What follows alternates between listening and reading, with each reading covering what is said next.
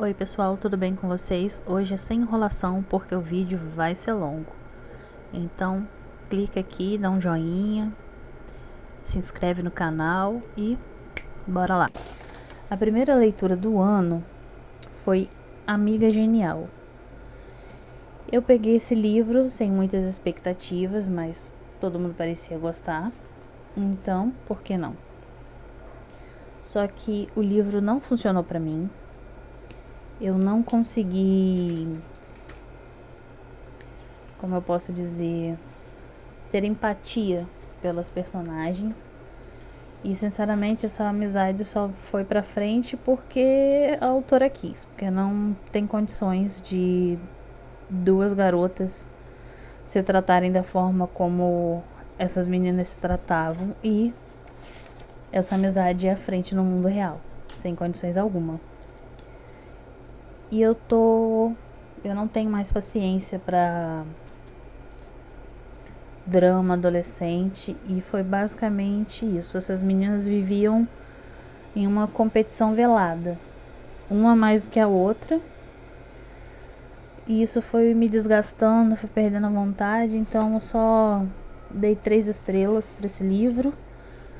Provavelmente eu vou ler a série toda porque eu comprei o box, né? Mas vou empurrar pra barriga, largar o restante pra lá pro fim do ano e olhe lá. Logo depois eu li, só que eu não sei se eu considero ele um livro, nem sei se eu considero como um conto, porque eu comecei a ler sem saber, eu não procurei nada, então eu só percebi que a porcentagem do Kindle estava subindo muito rápido.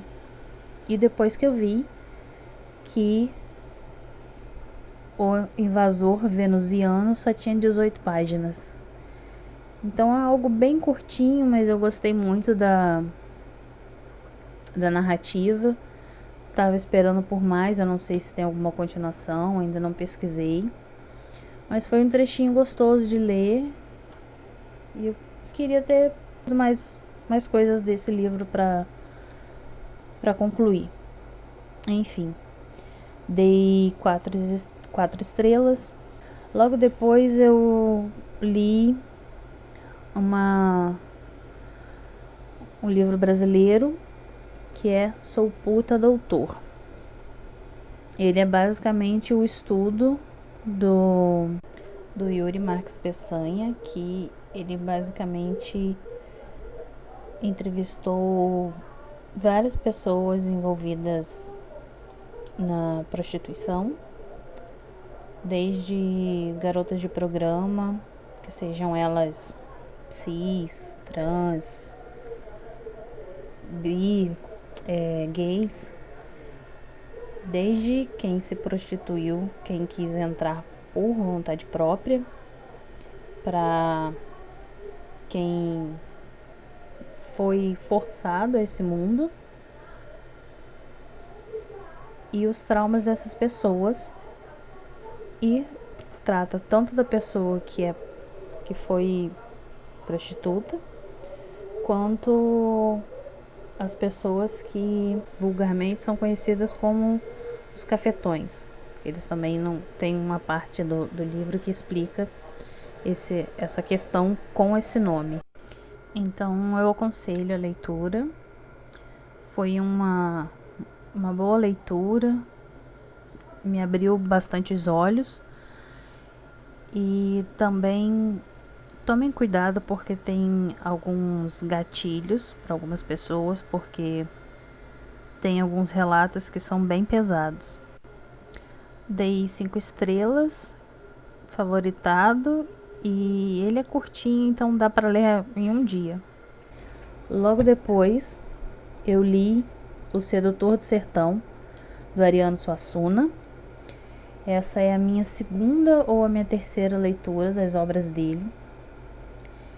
E foi algo que eu peguei para ler para poder relaxar após o livro anterior. E O Sedutor do Sertão vai contar basicamente a vida desse sertanejo, que ele é lindo e um belíssimo de um golpista. Ele é apaixonado por uma moça que já é casada e ele faz negócios com esse marido dela. E ele quer essa mulher para ele, então ele começa a planejar com muita antecedência o que ele vai fazer, cada passo, cada golpe. E é engraçado de ver como uma coisinha que ele fez em, sei lá, em um vilarejo, ele utiliza para concluir um golpe em outro lugar.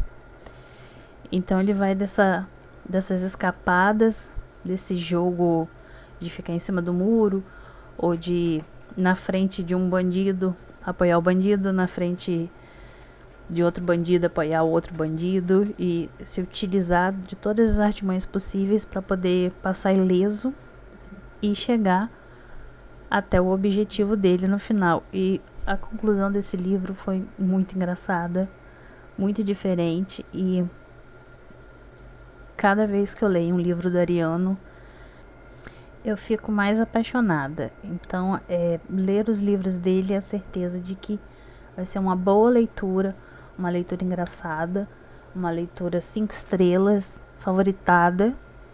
E eu ainda vou acabar comprando todos os livros dele, fazer uma estante só para as obras dele.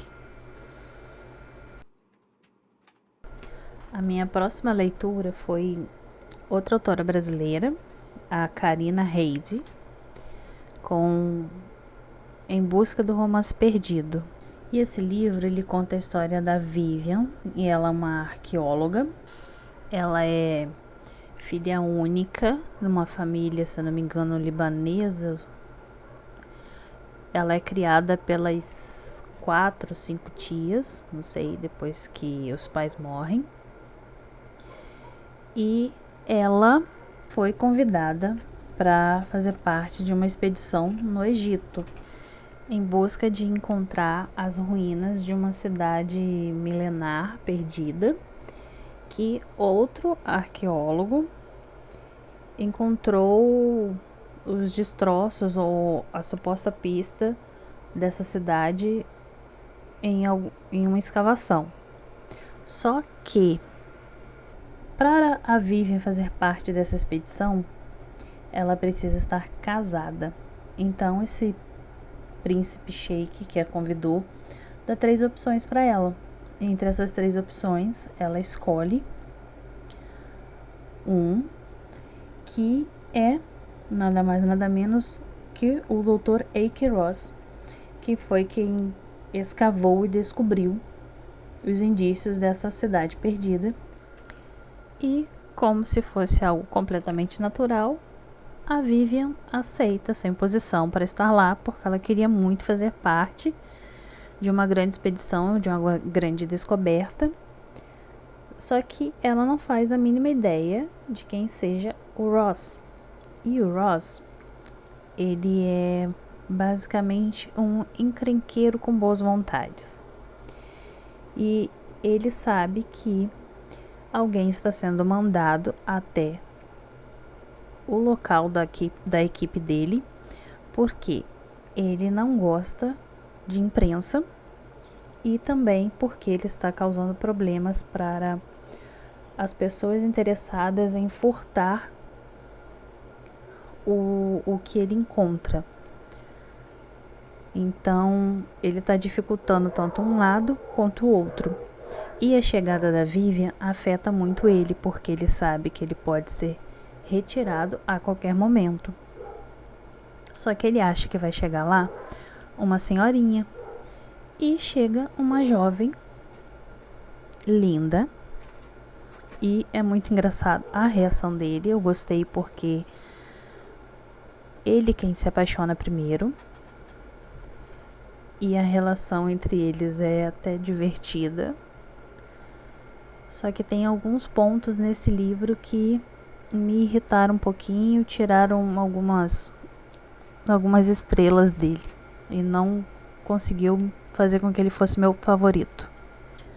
O início do livro ele foi escrito com as palavras um pouco pobrinhas, Eu achei assim, como se a autora fosse inexperiente, não sei. Mas aos poucos ela foi entrando no ritmo que a narrativa, as frases combinavam com os personagens. Porque nas primeiras fases pareciam mais coisas de adolescente, muito juvenil para personagens que tinham tantas experiências pessoais. Então isso me atrapalhou um pouco no início, até engatar na história. O envolvimento deles foi um pouco rápido, mas deu para engolir. A história é bem gostosa e é muito divertido ver a conversa da Vivian com as tias e ver o quanto o Ross se surpreende com tudo que a Vivian sabe e os idiomas que ela fala. E apesar de tudo isso, valeu a pena a leitura. Mas logo em seguida eu peguei o livro que sinceramente acho eu que ele vai ser o favorito do ano, que é A Rede de Alice. Esse livro conta a história da Eve e da Charlie em 2 pontos e sobre 2 guerras, a Primeira e a Segunda Guerra. A Eve da Primeira Guerra e a Charlie logo após o fim da Segunda Guerra. A Eve é uma jovem francesa gaga que ela queria muito trabalhar na guerra, estar na frente, só que como ela tem um problema de fala, uma leve gagueira, as pessoas acabam achando que ela não tem capacidades mentais para estar ali. E ela é recrutada para ser uma espiã na rede de Alice. E a narrativa da Eve é intercalada com as narrativas da Charlie. A Charlie é uma jovem estadunidense muito ligada à prima dela, que vive na França. E a prima dela desaparece durante a Segunda Guerra. Ela vai com a mãe dela para Londres, porque de Londres elas iam pegar um trem, alguma coisa assim, para ir para a Suíça, porque a Charlie acaba grávida. Então essa família dela quer levar elas escondidas para abortar esse bebê. Só que ela usa essa viagem como uma desculpa para estar mais próximo, para ir em busca da prima dela, saber o que aconteceu com a prima dela. E no decorrer da narrativa a gente vai descobrindo as ligações que há entre a Eve, que foi uma espiã da Primeira Guerra e também participou de alguma forma na Segunda Guerra, e ver o que laça, o que une essas 3 personagens. Então, a construção de como foi feita a narrativa, de misturar a história criada pela Kate com a realidade foi incrível. E a Eve, nossa, o personagem Eve é incrível. Eu fui lendo em êxtase, nervosa, porque eu queria saber muito o que ia acontecer. A sensação que esse livro me causou, mesmo se tratando de um livro de guerra, né, foi incrível. E tem, a partir do capítulo 28, eu parecia uma criança pequena, que eu lia me sacudindo, ansiosa demais para poder saber. O clímax desse livro é incrível. E principalmente, se vocês lerem esse livro, leiam a nota da autora. quando eu li a nota da autora, porque tem coisas nesse livro que, assim, são realidade e isso não foi me ensinado na escola. Eu não sabia dessa parte da história, então eu vou querer ler um outro livro que é o que deu origem a essa história, com que fez com que a Kate escrevesse A Rede de Alice, e é magnífico. 5 estrelas, favoritado, e eu vou estar panfletando esse livro para todo mundo que eu sei que gosta de ler. Em seguida eu li A Última Peça, que só depois eu percebi que era da mesma autora de Em Busca de um Romance Perdido. A Última Peça eu acho que foi o primeiro livro da Karina, se eu não me engano, até porque a narrativa, você tem um choque, uma diferença, dá para entender que esse livro foi feito bem antes, e ele trata de um casal que acabou se separando por fatalidades, e a Beatriz e do João. Eles se conheceram aos 14 anos e começaram e namoraram por 7 anos. Então houve uma separação entre eles, só que no meio dessa separação houve um acidente grave em que a Beatriz perde a memória. Todos os 7 anos que ela passou com o João se apagam da memória dela. E ela vai buscar trabalho logo depois que ela se recupera, longe da família. E ela acaba na agência em que o João trabalha. Ele a reconhece, mas ela não. Porque ela não tem as memórias, e a gente vê como eles vão se relacionando e a forma que a gente vai descobrindo aos poucos o que aconteceu para ter essa separação entre eles, sobre o acidente dela. E foi bem diferente essa leitura. Eu não sei explicar qual palavra correta, mas você vai lendo e cada vez que eu lia, eu pensava, gente, não tem condições dessas duas pessoas ficarem juntas no final desse livro. Porque foram coisas muito pesadas que ocorreram. E ver como eles se resolvem, de como eles seguem em frente, foi... Eu dei os parabéns para a autora, porque ela conseguiu dar uma conclusão para algo que eu não imaginava que pudesse ter algum tipo de união. Então ver o que aconteceu para separar eles e como eles se resolveram foi bem intrigante. Logo em seguida eu comecei a leitura de Como se Livrar de um Demônio.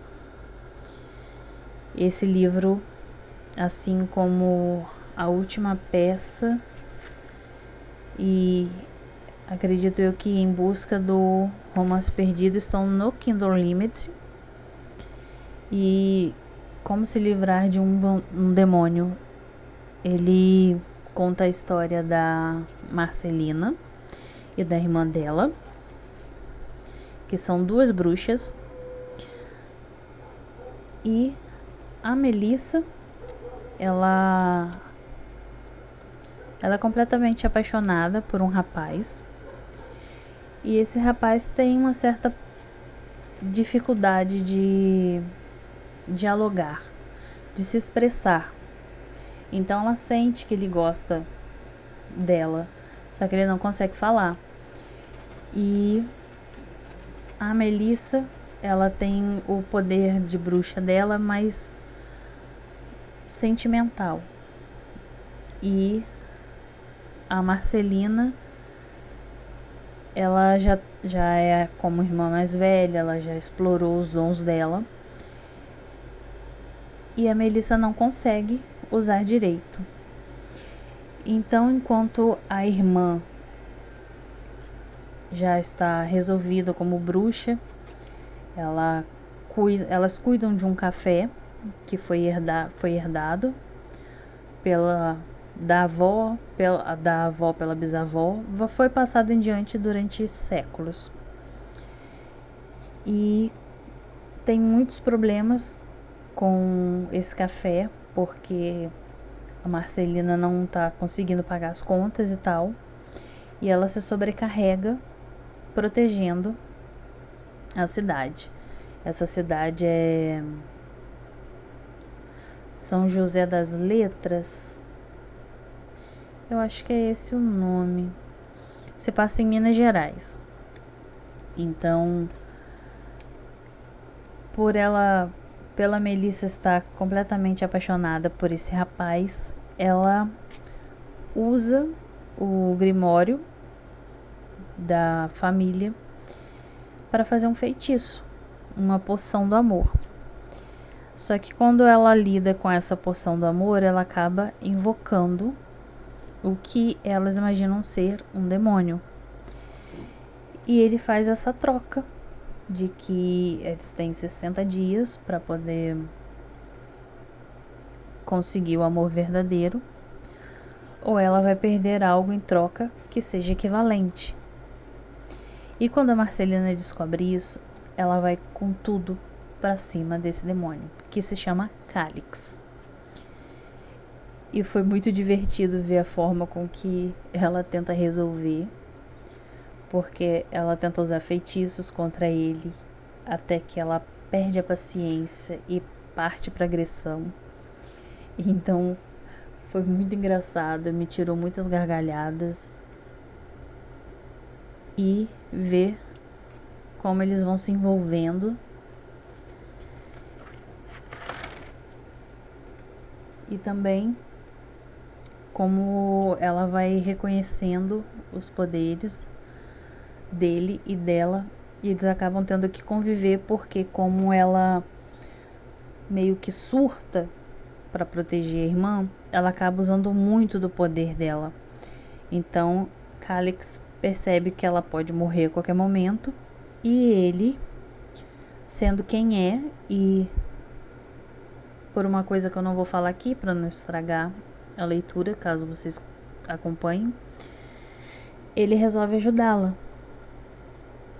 E nesse resolver ajudar, ele bloqueia a Marcelina para que ela não consiga usar os poderes dela até ela se recuperar, porque ele acaba mostrando para ela que ela usou tanto o poder dela para atacá-lo quanto para proteger a cidade, achando que ele ia destruir tudo, que a essência dela de vida só tinha 5%. Então ele usa tipo uma coisa sobre carregador de celular, porcentagem de bateria de celular, para que ela entenda que ela tem que parar. Então ela passa a conviver com ele na mansão dele. E é divertido ver que tem várias criaturas místicas convivendo ali. E ela vai aprendendo sobre ele, enquanto ele também vai passando a gostar dela. Aí a gente vê a relação deles, até que ele conta sobre uma trava na poção, que pode atrapalhar completamente a vida da Melissa. E ele tenta... E você vai vendo a relação dos dois tentando resolver esse problema, porque tanto a poção tem uma trava para impedir que realmente aconteça, quanto Calix, que no início do livro mostra que ele também foi amaldiçoado por causa dessa poção. E eu li tanto esse livro quanto o outro livro, que é a outra face dessa história, que é contado pelo ponto de vista da Melissa, que o título é Como Enfeitiçar um Nerd, que conta todos os furos que tem em Como Se Livrar de um Demônio, aparecem em Como Se Livrar de um Nerd. Só que a diferença é que Como Se Livrar de um Nerd não funcionou direito comigo, porque ele foi 50% narrativas sexuais e os outros 50% ele só repetiu o que já tinha em Como Se Livrar de um Demônio. Eu tava esperando saber mais sobre os protagonistas, conhecer mais da história deles, mas todas as vezes em que tinha uma cena entre os dois, era uma cena de sexo. E não gostei. Não consegui me conectar com a história, com a Melissa. Eu só esperava algo além de cena de sexo. De cena de sexo por sexo, eu pegava qualquer outro livro pra ler. Enfim. Esse livro eu comecei a ler ele no dia 30, só que eu só consegui terminar ele no dia 1º, mas como era já em 97%, 95% do livro, eu vou deixar ele como uma leitura de janeiro. Agora, vou mostrar para vocês algumas páginas que eu inseri no meu Reading Journal. Eu coloquei o mapa dos continentes, porque eu queria muito ter esse visual de que realmente eu li outras coisas que não fossem só estadunidenses. E eu estou pensando em fazer do mapa só do Brasil, porque eu tenho lido muita coisa que se passa no Brasil, para ver o quanto que eu vou conseguir ler daqui. Bom, essas foram as minhas leituras de janeiro. Espero que vocês tenham curtido, que deem uma chance para alguns desses livros e principalmente leiam A Rede de Alice. Esse livro é maravilhoso. Até a próxima!